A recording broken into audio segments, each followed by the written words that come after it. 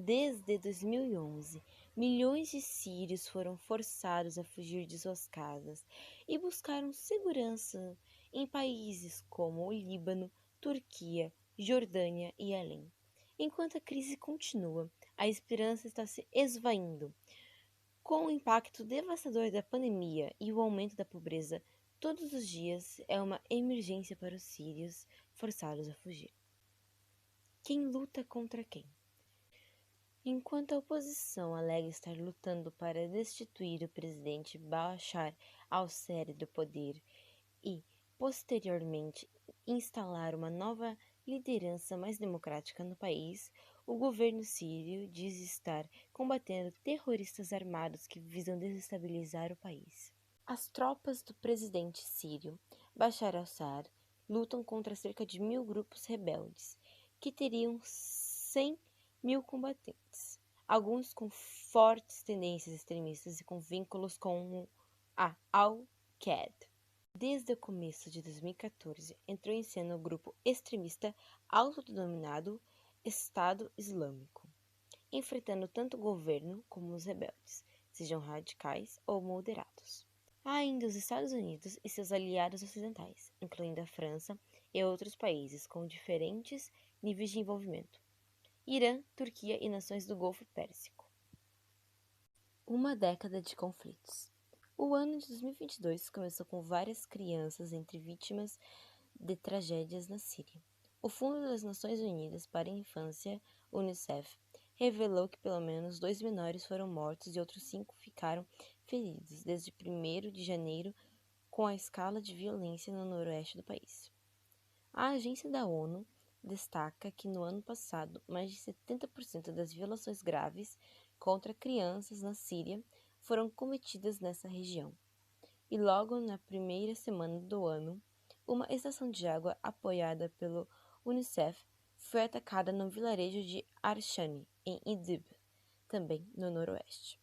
Agora que o conflito sírio completa sua primeira década, em vez de ficar mais fácil, a vida diária dos 5,6 milhões de refugiados que vivem nos países vizinhos da região se torna mais difícil do que nunca.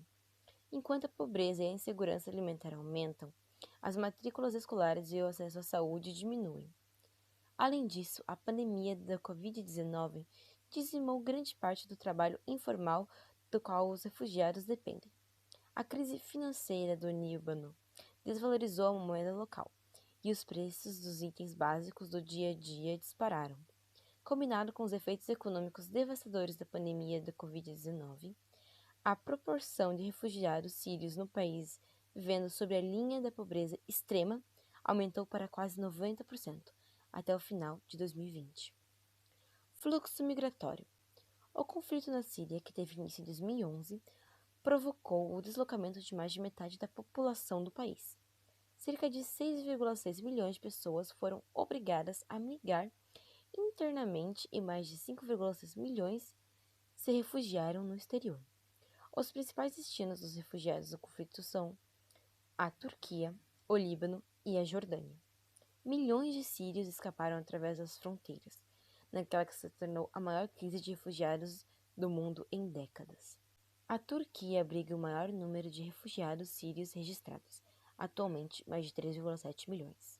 A grande maioria dos refugiados sírios dos países vizinhos vivem em áreas urbanas, com apenas 1 em cada 20 acomodados em um campo de refugiados em 2020. Em todos os países vizinhos, a vida é uma luta diária para mais de 1 milhão de refugiados sírios, que têm pouco ou nenhum recurso financeiro.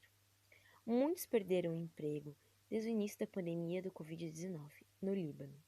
Em 2021, 9 em cada 10 refugiados vivem em extrema pobreza.